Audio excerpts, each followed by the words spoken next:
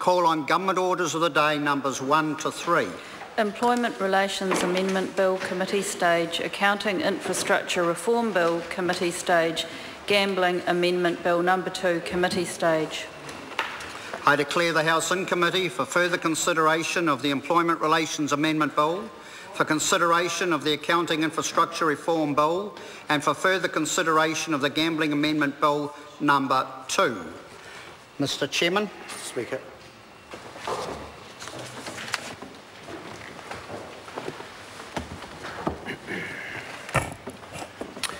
The House is in committee on the Employment Relations Amendment Bill, the Accounting Infrastructure Reform Bill and the Gambling Amendment Bill number 2. Members, we turn first to the Employment Relations Amendment Bill.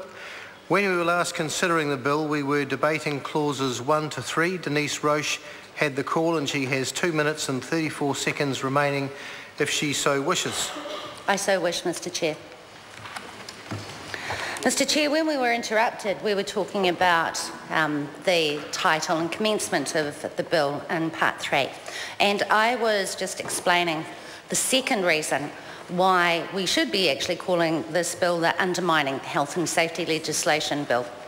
And the first reason was around the removal of a right to have a tea break and the impact on workers' health and safety in those circumstances. But the second reason, sir, is that this bill also includes the removal of the right for workers, when they start, to be offered the same terms and conditions of a collective employment agreement that would be in place on site to new workers. It removes that right. And what it does say is that those workers are then left on their own. They are then required to negotiate individually with the employer. And this is an inroad into the health and safety of workers when you consider that new workers are also in the situation where they're on a 90-day trial, which this government introduced legislation a couple of terms ago, which means that the environment has been fostered where workers are unable to speak up, not only about requiring a tea break, but also about any health and safety risks that might be on site. So, Mr. Chair, this bill undermines health and safety in that way as well, and that's why we should call it the Undermining Health and Safety Legislation Bill. But I think, sir, we have a very good reason to call this what it really is, which is the 1991 Employment Contracts Act, because this is a great step backwards. This takes us straight back to what was happening in 1991, and there are some of us in the room who were actually working in the industrial relations field at the time, who went through with the workers exactly what that legislation meant.